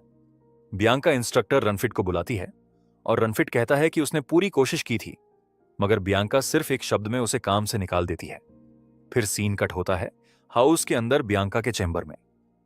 वो एल्फ्रेड की तरफ मुड़कर कहती है कि वो उसकी नीयत समझती है, लेकिन इस बार उसने हद पार कर दी है। एल्फ्रेड माफी मांगता है, स्वीकार करता है कि वो अपना आपा खो बैठा था और किसी भी सजा को स्वीकार करने को तैयार है। बियांका सब्जेक्ट बदलती है और ड्यूअल में क्या हुआ इसका पूरा डिटेल्स मांगती है, यह सोचते हुए कि क्या डेमियन ने मदद की थी। एल्फ्रेड डेमियन की मदद करने की बात से इनकार करता है और थोड़ा हिचकिचाता है। बियांका फिर पूछती है तो अल्फ्रेड प्राउड चेहरा बनाकर कहता है कि एस्टर अपने ओपोनेंट को पीटने में बहुत ही अच्छा था। एल्फ्रेड माफी मांगता है कि वो बात करते करते भटक गया और स्पष्ट करता है कि माना बुलेट, जिसे उसने पहले बताया था, एस्टर ने इस ड्यूअल में फिर से इस्तेमाल किया था, लेकिन इस बार उसने उसे 3 या 4 गुना और कंप्रेस किया था। बियांका यह अनुमान लगाती है कि इसका मतलब एस्टर का माना कंट्रोल एक्सेप्शनल है, और वो मन ही मन सोचती है कि वो तब चौंक गई थी जब एस्टर ने 5 ट्रेनियों को अकेले सिर्फ माना बुलेट से हरा दिया, क्योंकि एक हाई लेवल मेज भी रॉ माना को कंट्रोल करना डिफिकल्ट समझता है। बियांका एल्फ्रेड से पूछती है कि उसने एस्टर को जो ऑफर दिया था उसके बारे में क्या जवाब मिला, और एल्फ्रेड बताता है कि एस्टर ने साफ इनकार कर दिया। फिर बियांका सोचती है कि उसे एस्टर को रीवैल्यूएट करना होगा और एस्टर को अपने पास बुलाने का आदेश देती है। एस्टर को लेडी बियांका से मिलने के लिए बुलाया जाता है, जो उसका स्वागत करती है और बैठने के लिए कहती है, जबकि डेमियन उसके बगल में खाना खाते हुए बैठा होता है। एस्टर कहता है कि उसे पता चला कि उसे बुलाया गया है, और बियांका सहमति देती है, लेकिन कहती है कि पहले एक और मामला है। वो उसे एक बॉक्स देती है, बताती है कि उसे पता चला है एल्फ्रेड ने उसे एक रिवॉर्ड देने का वादा किया था। एस्टर को एल्फ्रेड के रिवॉर्ड के वादे की याद आती है अगर वो 1 मिनट टिक गया तो, लेकिन वो उम्मीद नहीं करता था कि बियांका खुद इसे इतनी जल्दी तैयार कर देगी। बियांका उसे बॉक्स खोलने के लिए कहती है और वो बॉक्स खोलता है। बॉक्स के अंदर एक हाई ग्रेड आइटम होता है, एक कीमती वस्तु जो ब्लांडोर फैमिली में भी केवल उन रिक्रूट्स को दी जाती है जिन्हें टॉप 5 मैजिकल स्क्वाड्स में शामिल किया जाता है। एस्टर संदेह करता है, जानता है कि इतने वैल्यूएबल रिवॉर्ड के साथ हमेशा हिडन कंडीशंस होती हैं। लेडी बियांका उसे आश्वस्त करती है, बताती है कि वो रिवॉर्ड बिना वोरी के एक्सेप्ट कर सकता है क्योंकि उसने ग्रे जोन में डेमियन की मदद की और यह ड्यूअल की घटना के लिए माफी भी है।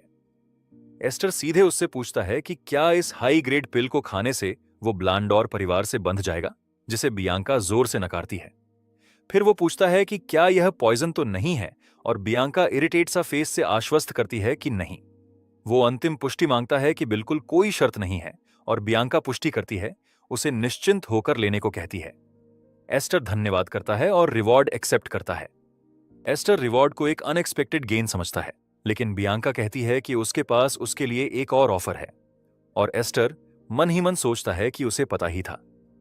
बियांका उसे एक स्कॉलरशिप का ऑफर देती है कि वो डेमियन के साथ एकेडमी में पढ़ सके। वो बताती है कि डेमियन को पिछले साल पढ़ाई शुरू करनी थी, लेकिन उसने कड़ा विरोध किया, जिससे उन्हें इसे टालना पड़ा, और वो कभी इमेजिन नहीं करती थी कि डेमियन एकेडमी जाने से बचने के लिए घर से भाग जाएगा। बियांका बताती है कि वो उसकी मदद क्यों मांग रही है, क्योंकि डेमियन उसकी रिस्पेक्ट करता है, जिसे डेमियन खुशी से स्वीकार करता है। कहता है कि वो खुश होगा अगर उसका दोस्त उसके साथ जाए। एस्टर समझता है कि बियांका फंसी हुई है। डेमियन को मजबूर करना फिर से भागने पर मजबूर कर सकता है, लेकिन उसके पास उसका मन बदलने का दूसरा तरीका नहीं है। एस्टर इस ऑफर को एक अच्छा चांस समझता है। वो सोचता है कि जिस वर्ल्ड में कनेक्शन और खून के रिश्तों की कदीमत होती है, उस वर्ल्ड में एकेडमी जाना अच्छा रहेगा। हालांकि ऑफर बहुत अच्छा है, वो फील करता है कि वो ब्लांडोर फैमिली के मामलों में उलझता जा रहा है। एस्टर कहता है कि वो अभी इस पर सोचकर बताएगा, और बियांका सहमति देती है और कहती है कि जब वो डिसीजन ले तो उसे इन्फॉर्म करे। जाने से पहले बियांका एस्टर से पूछती है कि उसने एल्फ्रेड के ऑफर को क्यों ठुकराया। एस्टर मिस्टीरियस स्माइल के साथ कहता है कि उसके घुटने उसके लिए बहुत कीमती हैं, जिससे बियांका हैरान रह जाती है। दूसरी जगह जब एल्फ्रेड यह जवाब सुनता है तो वो उस लड़के की हिम्मत से चौंक जाता है और एस्टॉनिश्ड होता है। फिर कुछ टाइम बाद एस्टर एलिक्सर अब्सॉर्ब करता है और महसूस करता है कि उसके अंदर माना तेजी से बढ़ रहा है। सिर्फ 10% अब्सॉर्ब करने पर भी पावर इतनी बढ़ जाती है कि वो सोचने लगता है कि शायद ये फ्लेम मार्क्ड कॉन्स्टिट्यूशन की वजह से है।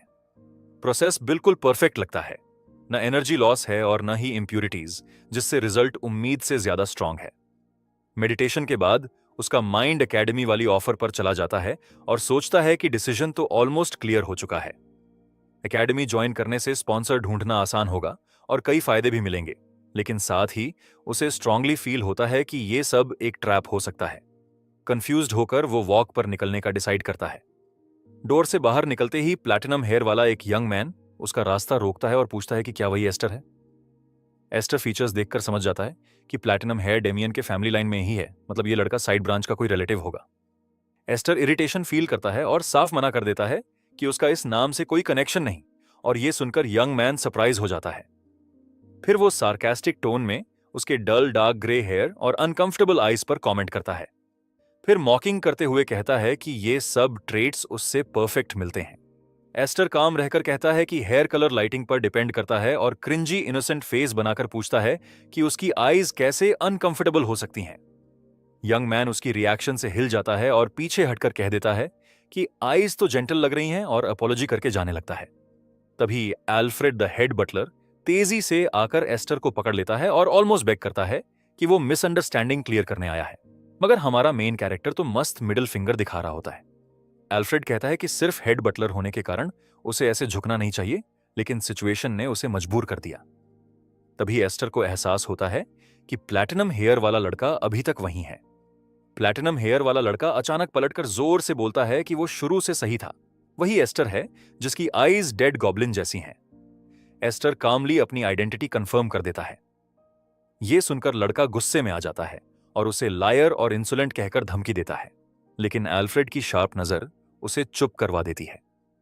वो गुस्सा निगलकर कहता है कि अभी छोड़ रहा है, लेकिन एस्टर को मैजिक हॉल में आना होगा ताकि उसका बैड बिहेवियर करेक्ट किया जा सके। एस्टर कैजुअली अग्री कर लेता है और सोचता है कि ये टाइमिंग उसके मूड के लिए परफेक्ट है। एस्टर सोचता है कि वो प्लैटिनम हेयर वाले लड़के से बाद में निपट लेगा। एल्फ्रेड एस्टर से पूछता है कि ये क्या चल रहा है और एस्टर जवाब देता है कि कुछ खास नहीं। इसके बाद वो एल्फ्रेड से कहता है कि वो लेडी बियांका से मिलना चाहता है। फिर सीन शिफ्ट होता है बियांका के चैम्बर में। बियांका उसे अपने ऑफिस में बुलाती है और पूछती है कि क्या उसने ऑफर पर फाइनल डिसीजन ले लिया। एस्टर कॉन्फिडेंट स्माइल के साथ कहता है कि वो एकेडमी ज्वाइन करेगा। बियांका सरप्राइज होती है कि डिसीजन इतनी जल्दी ले लिया गया, लेकिन खुश होकर तुरंत प्रिपरेशन शुरू करने की बात करती है।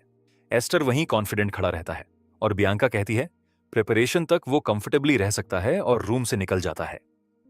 एस्टर के जाने के तुरंत बाद ही एल्फ्रेड रूम के अंदर आता है। बियांका बताती है कि एस्टर ने ऑफर एक्सेप्ट कर लिया है। एल्फ्रेड एक्साइटेड होकर कहता है कि ये तो एक्सपेक्टेड था और उसकी आईज में फ्लेम साफ दिखती है।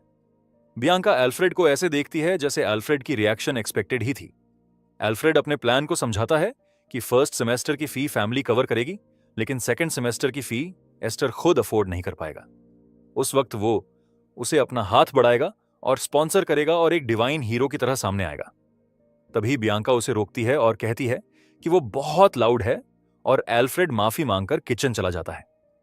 बियांका अलोन सोचती है कि एल्फ्रेड फाइनली खुश है क्योंकि उसे मौका मिल गया है, लेकिन वो जानती है कि ये एकेडमी प्लान उतना सिंपल नहीं है। उसे याद आता है कि एल्फ्रेड भी कभी इसी तरह प्रीवियस हेड बटलर से ट्रिक हुआ था, इसलिए एल्फ्रेड को लगता है कि ये प्लान 100% काम करेगा। वो उसे पुअर सोल मानकर साई करती है। इस बीच एस्टर मैजिक हॉल की तरफ जाता है। वो मैजिक हॉल की तरफ देखता है और सोचता है कि ब्रांच फैमिली का प्लैटिनम हेयर वाला वो लड़का यही है। एस्टर दरवाजे से हॉल में एंटर करता है। वहां एक हुडेड मैन कैंडल लिए खड़ा होता है और एस्टर से आने की रीजन पूछता है। एस्टर रियलाइज करता है कि उसे उस लड़के का नाम तक नहीं पता, लेकिन जेस्चर में समझाने की कोशिश करता है। हुडेड मैन कहता है कि वो एस्टर का ही इंतजार कर रहा था और उसे और अंदर ले जाता है। हुडेड मैन उसे एक डोर के पास ले जाता है और वार्निंग देता है कि डोर खोलते वक्त अपना हेड बचा ले। एस्टर को यह बात कंफ्यूजिंग लगती है। जैसे ही एस्टर डोर खोलता है, फ्लाइंग पेपर्स उस पर अटैक करते हैं। डस्ट सेटल होने पर उसके सामने प्लैटिनम हेयर वाला एक नया आदमी खड़ा होता है। वो अपना नाम हेंजी वॉन ब्लैंडोर बताता है और कहता है कि क्या एस्टर उसके छोटे भाई से मिलने आया है। एस्टर शॉक होकर समझता है कि जिस रूड लड़के से उसका सामना हुआ था, उसने अपने एल्डर ब्रदर को बुला लिया है। उस पल एस्टर की मेमोरी फ्लैशबैक में जाती है। उसे याद आता है जब वो एक ट्रबल शूटर के रूप में कई मैजिक एकेडमीज में घुस चुका था। वहां उसने रिसर्च मेजर्स के बारे में एक शार्प ऑब्जर्वेशन बनाई थी। वो उन्हें पेन पुशर्स कहता था। उसकी नजर में उनकी पहली पहचान थिनिंग हेयर होती थी।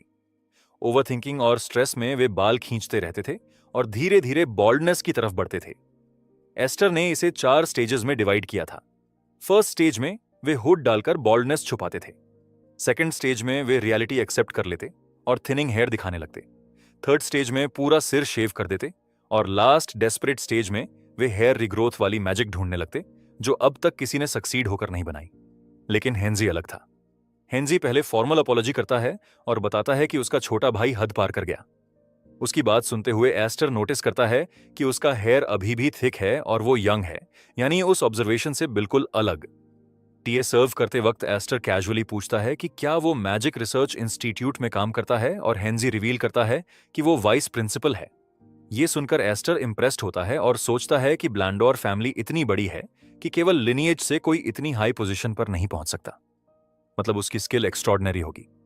फिर हेनजी कहता है कि एस्टर दूसरे वेग्रेंट से अलग है। एस्टर हंसकर अग्री करता है, लेकिन अंदर ही अंदर अनईजी फील करता है। वो सोचता है कि अगर हेनजी हॉस्टाइल होता तो उसे हैंडल करना ईजी होता, लेकिन उसकी काइंड स्माइल ही उसे अनकंफर्टेबल बना रही है। उसे स्ट्रांगली फील होता है कि उनकी केमिस्ट्री नेगेटिव है, दो लोग जो कभी साथ नहीं चल सकते। इसके बाद हेनजी उसे एकेडमी में एनरोल होने पर कंग्रेचुलेट करता है और बताता है कि वो खुद 145वीं क्लास का ग्रेजुएट है। एस्टर मन ही मन सोचता है कि क्या वो अचानक भाईचारे का बॉन्ड बनाने की कोशिश कर रहा है। कुछ देर बाद हेनजी इनोसेंट काइंड फेस बनाकर कहता है कि उसे मेन पॉइंट पर आना चाहिए। एस्टर सोचता है कि ये मेन पॉइंट क्या है। तभी हेनजी उससे एक डायरेक्ट सवाल करता है, क्या वो अपने फ्रेंड के लिए जान रिस्क करने को तैयार है? हेनजी की क्वेश्चन से एस्टर कंफ्यूज्ड हो जाता है। हेनजी समझाता है कि पूरा ब्लैंडोर फैमिली का फेट दांव पर है और एक ग्लोइंग बुक दिखाता है। हेनजी कहता है कि वो एस्टर को ये बुक देगा। एस्टर रिकॉग्नाइज कर लेता है कि ये ब्लैंडोर फैमिली का कोर सीक्रेट है, टोम ऑफ हीलिंग लाइट, और शॉक हो जाता है। दूसरी तरफ पैलेस गार्डन में बियांका येलो फ्लावर्स के बीच काम कर रही होती है। वो किसी सोच में डूबी हुई होती है। फिर वो राहत की सांस लेती है कि डेमियन का एकेडमी एनरोलमेंट वाला प्रॉब्लम फाइनली सॉल्व्ड हो गया है। उसका मन एस्टर की तरफ चला जाता है। उसे लगता है कि डेमियन के लिए एस्टर एक अच्छा फ्रेंड है। उसका टैलेंट बहुत अच्छा है और पर्सनैलिटी भी स्टेबल है। एल्फ्रेड ने उसे कभी रूड और बोल्ड कहा था, लेकिन बियांका उसे नॉर्मल मानती है। उसे सबसे ज्यादा एस्टर की स्टेडी एटीट्यूड और नो फ्लैटरी नेचर पसंद आती है। डेमियन की बैकग्राउंड के बारे में पता चलने पर भी उसका एटीट्यूड में कोई चेंज नहीं है। बियांका सोचती है कि वो फ्री बर्ड की तरह है, उसे किसी केज में बंद नहीं किया जा सकता, इसीलिए उसे पास रखना जरूरी है, चाहे तरीका कोई भी हो। मैजिक हॉल में वापस एस्टर अभी भी शॉक में है कि हेनजी इतना बड़ा फैमिली सीक्रेट उसे देने की बात कर रहा है। वो उसकी आईज पढ़ने की कोशिश करता है, लेकिन वहां कोई क्लियर इमोशन नहीं दिखता। एस्टर सोचता है कि हर इंसान की आईज में कुछ ना कुछ फीलिंग्स दिखती हैं, लेकिन हेनजी एक असैसिन की तरह ब्लैंक नजर रखता है, जैसे खुद को भी भूल गया हो। एस्टर को हेनजी ऐसे लगता है जैसे वो एक मास्क पहन के बैठा हो। हेनजी उसे वार्निंग देता है कि टेम्पटेशन में आकर जल्दी जवाब मत देना। एस्टर काम होकर कहता है कि वो आंसर देगा। वो कहता है कि अगर पॉसिबल होगा तो करेगा, नहीं तो रिफ्यूज कर देगा। ये सुनकर हेनजी एंग्री हो जाता है और थ्रेटन करता है कि अगर वो सुने और रिफ्यूज करे तो उसे मार देगा। एस्टर उसे डिफाई करता है और सार्कास्टिकली कहता है कि आदमी क्या 2 बार मर सकता है। फिर खुद को याद आता है और जॉकिंगली सोचता है कि वो सच में दोबारा मर सकता है। हेनजी अचानक अपना ऑरा रिलीज करता है और एटमॉस्फेयर हैवी बना देता है। वो एस्टर को अपने ऑरा से इंटिमिडेट करने की कोशिश करता है, लेकिन एस्टर बिना हिले कैजुअली बैठा रहता है। हेनजी आखिर में स्माइल करके मानता है कि वो उसे ब्रेक नहीं कर पाया। वो कहता है कि एस्टर ने टेस्ट पास कर लिया है और अब वो ट्रूथ रिवील करेगा। वो बताता है कि उसे किसी ऐसे इंसान की जरूरत है जिस पर ट्रस्ट किया जा सके, लेकिन जो ब्लैंडोर फैमिली का मेंबर ना हो। वो एडमिट करता है कि पहले उसने सोचा था कि एस्टर भी बाकी वेग्रेंट्स की तरह यूजलेस होगा, लेकिन जब लेडी बियांका जैसे प्रोटेक्टिव गार्डियन ने उसे डेमियन के पास रखा तो उसे लगा इसमें कुछ खास है। ब्रदर के साथ फाइट ने उसे परफेक्ट एक्सक्यूज दे दिया था उसे बुलाने का। एस्टर पूछता है कि क्या वाइस प्रिंसिपल को किसी को बुलाने के लिए ऐसे एक्सक्यूज की जरूरत है। हेनजी एक्सेप्ट करता है कि सिचुएशन टाइट है और उसे खुद स्टेप लेना मुश्किल था। वो क्लियर करता है कि ये फैमिली पावर स्ट्रगल नहीं है और ब्लैंडर फैमिली यूनिट है। फिर वो सीरियस होता है और बताता है कि असली रीजन ये है कि डिक्लन फैमिली उसे मॉनिटर कर रही है। हेनजी पूरी ऑनेस्टी से बताता है कि वो डेक्लन फैमिली के हेवनली ओरिजिन मैजिक पर रिसर्च कर रहा है और शायद उन्होंने उसे पकड़ लिया। ये सुनकर एस्टर शॉक्ड रहता है। हेनजी कन्फेस करता है कि उसने ये टेक्निक किसी अनएक्सपेक्टेड तरीके से हासिल कर ली है, लेकिन हेनजी कहता है कि डेक्लन फैमिली इरेशनल है। अगर हेनजी हेवनली ओरिजिन मैजिक का सिर्फ वीकनेस खोजता तो भी डेक्लन उसे किल करने की कोशिश करते। फिर वो असली ऑब्सेशन रिवील करता है। उसे इस हेवनली ओरिजिन मैजिक में ऐसा पोटेंशियल दिखा है जिससे वो इसे इंप्रूव और डेवलप कर सकता है। वो इसे छोड़ नहीं सकता। उसकी वॉइस में जुनून साफ झलकता है और वो मानता है कि एस्टर जैसे मैजिक लवर इसे समझेंगे। एस्टर का माइंड फ्रीज हो जाता है। उसे लगता है कि हेनजी सिर्फ थोड़ा क्रेजी नहीं बल्कि पूरी तरह इंसेन है। एस्टर के मन में शॉक गहराता है। उसके सामने वही फॉरबिडन रिसर्च चल रहा है जिसकी वजह से ब्लैंडोर फैमिली फ्यूचर में डिस्ट्रॉयड हो जाएगी। अचानक उसकी मेमोरी पास्ट लाइफ से जुड़ जाती है। टाइमलाइन परफेक्टली मैच करती है। असली कारण यह था कि डेक्लन फैमिली ने ब्लैंडोर फैमिली को क्रश किया क्योंकि हेंजी ने हेवनली ओरिजिन मैजिक का नया वर्जन छेड़ा था। उसी रिसर्च के कारण फेहरन ने ब्लैंडोर फैमिली को खत्म करने का रिस्क लिया और उसी सीक्रेट से उसने अपनी फाइनल बैटल में ओवरवेलमिंग पावर हासिल की। एस्टर चुप हो जाता है। हेंजी उसकी साइलेंस देखकर पूछता है कि क्या उसे सुनकर रिग्रेट हो रहा है, ये एडमिट करते हुए कि मैटर बहुत बड़ा है। एस्टर उस बात को इग्नोर करता है और मेन सवाल पर लौटता है, क्यों उसने स्पेसिफिकली उसी को चुना। हेंजी रिवील करता है कि उसने अभी तक अपने फैमिली को भी रिसर्च के बारे में नहीं बताया है। उसे स्ट्रांगली फील होता है कि डेक्लन फैमिली ने ब्लैंडोर के अंदर एक स्पाई लगा रखा है, लेकिन वो पता नहीं कर पा रहा कौन। एस्टर कहता है कि अगर डेक्लन का रिसर्च लीक हुआ था तो क्या सेक्रेटरी प्राइम सस्पेक्ट नहीं होगा। हेंजी बताता है कि शायद वो केस नहीं होगा और ये टेक्निक एक्विजिशन रूट से रिलेटेड है। एस्टर डिडक्शन करता है कि अगर टेक्निक का सोर्स ट्रेस हुआ तो शायद डेक्लन ने खुद एक इनकम्प्लीट फॉर्मूला लीक किया था। हेंजी हंसते हुए कंफर्म करता है कि उसने भी उन्हें ट्रिक करने के लिए एक फेक वर्जन जानबूझकर सर्कुलेट किया क्योंकि उसे भी मरना नहीं था। एस्टर वंडर करता है कि अगर ऐसा है तो क्या हेंजी सिंपली डेक्लन फैमिली ज्वाइन नहीं कर लेता। हेंजी वेग रिप्लाई देता है कि उसके अपने रीजंस हैं। फिर वो सीधे मुद्दे पर आता है। उसे एस्टर की जरूरत है क्योंकि वो फैमिली से बंधा नहीं है। वो बताता है कि रिसर्च कोलैबोरेटिव है लेकिन उसका हिस्सा डेड एंड पर आ गया है। उसका रिक्वेस्ट है कि एस्टर उसकी थीसिस जीनियन एकेडमी के प्रोफेसर फारोन तक पहुंचा दे। बदले में वो उसे हीलिंग लाइट स्पेल देने का वादा करता है। एस्टर इसे प्राइसलेस अपॉर्चुनिटी मानता है और एक्सेप्ट करने का फैसला करता है, लेकिन वो स्टेक्स बढ़ा देता है और प्रपोज करता है कि अभी हीलिंग लाइट स्पेल कोलैटरल के तौर पर चाहिए और बाद में जब नई हेवनली ओरिजिन मैजिक पूरी हो तो वो भी उसके हिस्से में आएगी। उसका लॉजिक है कि तभी वे सचमुच एक ही टीम में होंगे। सब या कुछ नहीं वाला डील। हेंजी उसे ऑडेशियस मानते हुए भी अग्री कर लेता है। वो कहता है, वैसे भी एस्टर ने ओरिजिनल टेक्निक सीखी नहीं है तो अभी उसका कोई यूज नहीं, लेकिन कंप्लीट होने पर वो उसे देगा। बदले में उसकी एक कंडीशन है, थीसिस पूरा होने तक एस्टर को उसकी मदद करनी होगी और एस्टर तुरंत अग्री करता है। फिर थीसिस पेपर्स लेते समय एस्टर कहता है कि वो पढ़ना नहीं जानता। ये सुनकर हेंजी कुछ पल फ्रीज होता है। एस्टर कहता है कि वो मजाक कर रहा था और हेंजी अनॉयंस में मटर करता है कि एस्टर रूड और बोरिंग है। इसके बाद एस्टर प्रोफेसर फारोन के बारे में पूछता है। हेंजी हंसते हुए बताता है कि वो और फारोन एकेडमी डेज से फर्स्ट सेकंड प्लेस के राइवल रहे हैं, यहां तक कि असिस्टेंट प्रोफेसर बनने तक, लेकिन ब्लैंडोर फैमिली लौटने के बाद वो आगे निकल गया। एस्टर मन ही मन सोचता है कि दुनिया सचमुच पागलों से भरी है। एकेडमी में एक और मैडमैन उसका इंतजार कर रहा है। फिर सीन शिफ्ट होता है एस्टर के रूम में। एस्टर हैरान होता है कि वो इतना सामान सब स्पेस पाउच में क्यों डाल रहा है, जबकि उसने कहा था कि उसे पकड़ा नहीं जाना चाहिए। इसी बीच एस्टर को बुक्स के ढेर में एक लेटर मिलता है जिस पर रेड वैक्स सील लगी होती है। एड्रेस लिखा है, टू माई डियर एस्टर। वो डियर शब्द देखकर स्कॉफ करता है। लेटर हेंजी का होता है जिसमें लिखा है कि ये मैजिकल टेक्स्ट्स उसे फ्यूचर के लिए सीखने होंगे। नीचे लर्निंग ऑर्डर भी लिखा होता है जिससे वो बेसिक से एडवांस तक इंटेलेक्ट बिल्ड कर सके। एस्टर बुक्स और लेटर देखकर एडमिट करता है कि ये सचमुच प्राइसलेस गिफ्ट है। वो रियलाइज करता है कि हेंजी जीनियस है क्योंकि उसने पूरे स्टडी बुक को इतने सिस्टमैटिक तरीके से अरेंज किया है, लेकिन साथ ही वो मैडमैन भी है। वो हल्की मुस्कान के साथ सोचता है कि ये अच्छा है। फिर वो पेपर और पेन टेबल पर रखता है और अपनी बुक के स्पॉन्सर्स लिस्ट लिखना शुरू करता है। वो पहला नाम डालता है, हेंजी वॉन ब्लैंडोर। वो बुक्स गिनता है, लगभग 132 वॉल्यूम्स, हीलिंग लाइट स्पेल और थीसिस को छोड़कर। वो सोचता है कि हीलिंग लाइट स्पेल को अपनी फ्यूचर टावर में पब्लिक करने का डिसीजन डेमियन से डिस्कस करेगा। एस्टर मुस्कुराता है और मानता है कि ये प्रिविलेज ऑफ फ्रेंडशिप है। फिर उसकी नजर वापस बुक्स पर जाती है और सोचता है कि ये सिर्फ स्कैटर्ड कलेक्शन नहीं बल्कि एक कंप्लीट कैटेगरी है। इनसे कोई भी मैजिक का सॉलिड फाउंडेशन बिल्ड कर सकता है। उसकी पर्सपेक्टिव बदल जाती है। उसकी फ्यूचर टावर सिर्फ बुक्स का वेयरहाउस नहीं होगा बल्कि नॉलेज देने वाली आइडेंटिटी बनेगा जहां कोई भी कुछ भी पढ़ लिख सकता है। दूसरी तरफ हेंजी अपने कमरे में एस्टर के साथ हुई मीटिंग याद करता है। उसकी इनिशियल प्लान सिंपल थी, अगर एस्टर यूजफुल निकला तो थीसिस देना, यूजलेस हुआ तो एलिमिनेट करना। लेकिन अब उसे एस्टर इंटरेस्टिंग लग रहा है। उसे याद आता है कि एस्टर ने डेथ थ्रेट पर कैसा बोल्ड रिएक्शन दिया था। हेंजी एस्टर के रिएक्शन को सोचकर पागल की तरह हंसता है।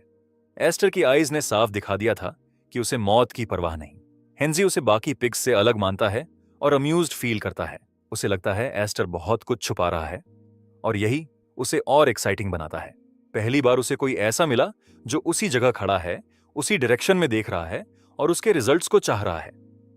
फिर हेनजी इंटरनली खुद से पूछता है कि क्या एस्टर को सच में पढ़ना नहीं आता, और अपने आप ये विचार हटा देता है। अगले दिन डिपार्चर का समय आता है। एस्टर एकेडमी एनरोल करने के लिए तैयार होता है। वो मेड की तरफ देखता है और मेड इन्फॉर्म करती है कि एकेडमी पहुंचकर उन्हें कुछ सिंपल फॉर्म्स भरने होंगे। डेमियन और एस्टर एंट्रेंस एग्जाम से एग्जेम्प्टेड हैं और अब ऑफिशियल स्टूडेंट्स कहलाएंगे। मेड एस्टर की तरफ देखती है और ये भी कहती है कि नया यूनिफॉर्म एस्टर पर अच्छा सूट कर रहा है। एस्टर थैंक्स करता है और जाने के लिए तैयार होता है। फिर एस्टर ऊपर देखते हुए सोचता है कि ये अच्छा ही है कि वो एंट्रेंस एग्जाम से एग्जेम्प्टेड हुआ और प्रेस्टिजियस फैमिलीज इसे स्पेशल एडमिशन का नाम देते हैं। एस्टर देखता है कि कैरेज पर डेमियन और बियांका ऑलरेडी वेट कर रहे होते हैं। डेमियन उत्साह में उसे हरी करने को कहता है।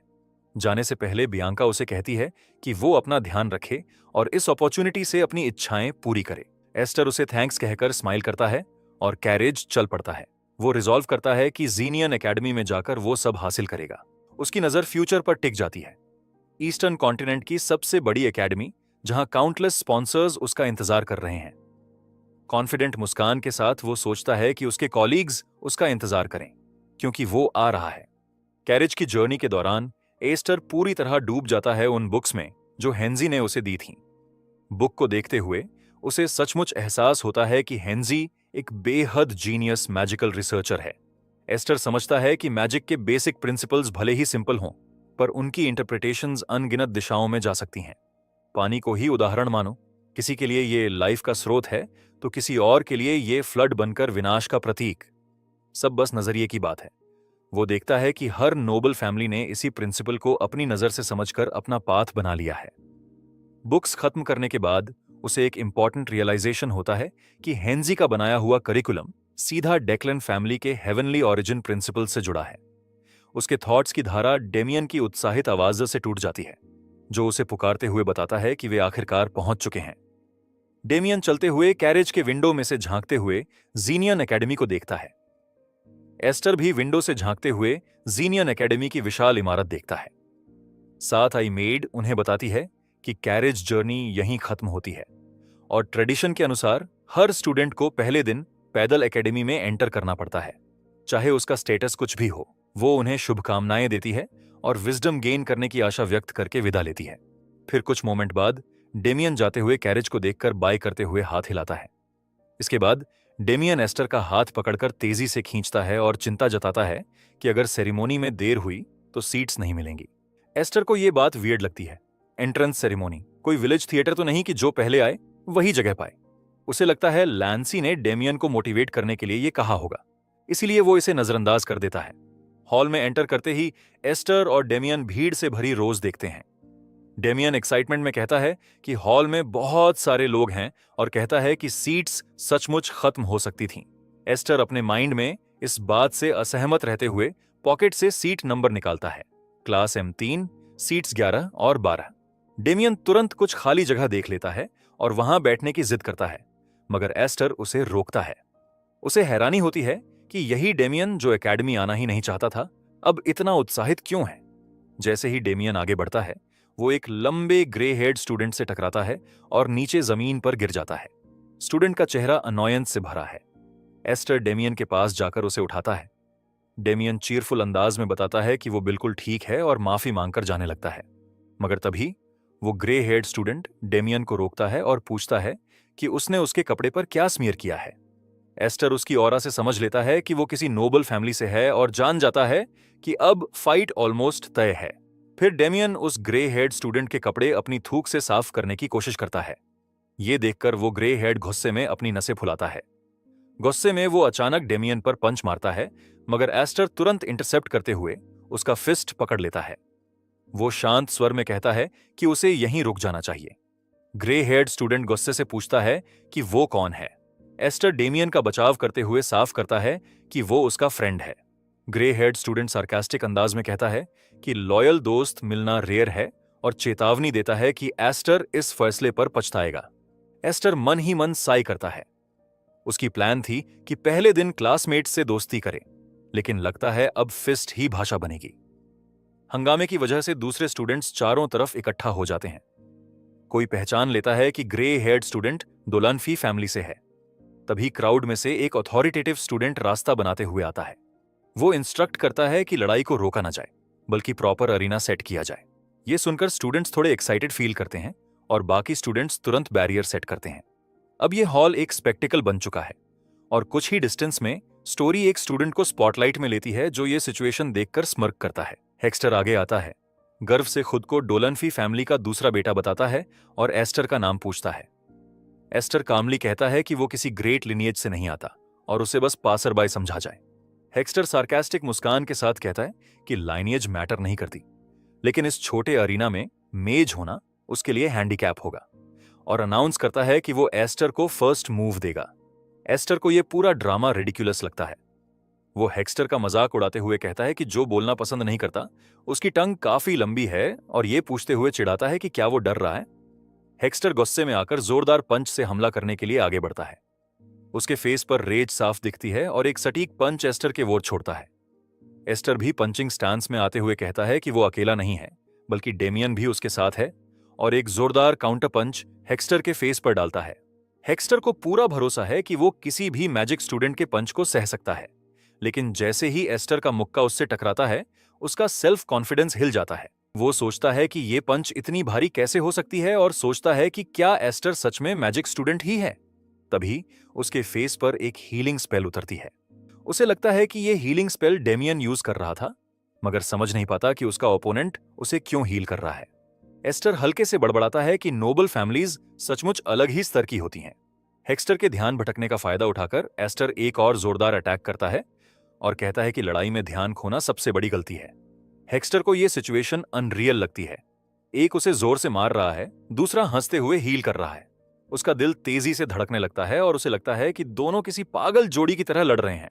उसके मन में आवाज गूंजती है, क्या वो डर गया है? भीड़ अब हेक्स्टर को पुकार रही है। वे उसे याद दिलाते हैं कि वो डोलनफी फैमिली का प्राइड है, ईस्टर्न कॉन्टिनेंट का सितारा है और सभी मार्शल आर्टिस्ट्स की आशा है। वे उसे उकसाते हैं कि वो इसे जल्द खत्म करे और अपनी प्राइड बनाए। इन नारों से हेक्स्टर गुस्सा हो उठता है। वो चीखता है कि कोई मामूली मेज उसे इस तरह कैसे देख सकता है। वो पूरी एनर्जी से अटैक करता है, जिससे एस्टर थोड़ा हैरान होता है। फिर एक पंचिंग स्टैंस लेता है और जोर से चिल्लाता है कि उसे अंडर एस्टिमेट किया ना जाए। उसके मुक्के के साथ गड़गड़ाहट जैसी आवाज फैलती है, जिससे एस्टर हवा में उड़ता है और हॉल में हलचल मच जाती है। हेक्स्टर को लगता है कि उसका अटैक सीधा एस्टर पर पड़ा है, लेकिन वो वंडर करता है कि उसका वार इतना हल्का क्यों लगा। तभी उसकी आंखों के सामने सीन बदलता है। एस्टर हवा में उड़ता है और जमीन पर गिरकर सहजता से खड़ा हो जाता है। खड़ा होकर एस्टर कैजुअली कपड़ों से धूल झाड़ता है, जो हेक्स्टर को समझ ही नहीं आता। फिर हेक्स्टर गुस्से से चीख उठता है और दोबारा हमला करने के लिए दौड़ता है, लेकिन एस्टर शांत चेहरे के साथ उसे देख रहा है। एस्टर समझता है कि डेमियन लगातार हेक्स्टर को हील कर रहा है। इसका मतलब है कि इस लड़ाई को खत्म करने के लिए उसे एक ही डिसाइसिव वॉर करना होगा। वो अपने पास्ट लाइफ की एक तकनीक याद करता है, जो न मार्शल आर्ट है और न ट्रेडिशनल मैजिक। ये केवल माना पार्टिकल्स की कलीजन एनर्जी पर आधारित है। उसने इस स्टाइल को कलीजन स्टाइल नाम दिया था। एस्टर अचानक इस टेक्निक को एक्टिवेट करता है और उसकी मुट्ठी से नीली रोशनी का तेज विस्फोट निकलता है। फिर वो कलीजन पंच सीधा हेक्स्टर को दे मारता है, जिसका इंपैक्ट बैरियर के बाहर भी महसूस किया जाता है। मोटी धूल चारों ओर छा जाती है और हेक्स्टर पंचिंग स्टैंस में खड़ा रहता है, मगर अगले ही पल वो घुटनों पर आता है और एस्टर के सामने बेहोश गिरता है। ऑडियंस में स्टूडेंट्स स्तंभित रहते हैं और कोई कुछ रिएक्शन नहीं दे पाता। फिर एस्टर धूल के बीच हाथ उठाकर अपनी जीत का संकेत देता है और भीड़ से उत्साह मांगता है। जयकारों से हॉल गूंज उठता है और कुछ स्टूडेंट्स कहते हैं कि क्या एस्टर सच में मैजिशियन है। डेमियन दौड़कर एस्टर तक पहुंचता है और हंसते हुए उसकी जीत का जश्न मनाता है। एस्टर शांत स्वर में उसकी खुशी स्वीकार करता है और कहता है कि अब डेमियन को अपना अंगूठा चूसना बंद करना चाहिए। इसी बीच कुछ समय पहले का स्पॉटलाइट वाला स्टूडेंट ये सीन देख रहा होता है। उसके लिए एक मैजिक स्टूडेंट का इस तरह लड़ना बेहद वल्गर लगता है। तभी एकेडमी का एक एंग्री कैरेक्टर भीड़ को चीरते हुए आगे बढ़ता है और गरजते हुए पूछता है कि किसने पहले ही दिन ये हंगामा शुरू किया। उसकी धमकी है कि अगर कोई सामने नहीं आया तो वो सबको खींचकर ले जाएगा। एस्टर सोचता है कि उसने सचमुच बड़ा तमाशा खड़ा कर दिया है, लेकिन उसे कोई चिंता नहीं है। फिर डेमियन अचानक मुड़ता है, प्राउड फील करते हुए कहता है कि तमाशा करने वाले वो और एस्टर थे। एस्टर ये सुन कुछ कह नहीं पाता। और एपिसोड के लास्ट पैनल पर हमें हेक्स्टर की बेहोश कंडीशन दिखाई जाती है।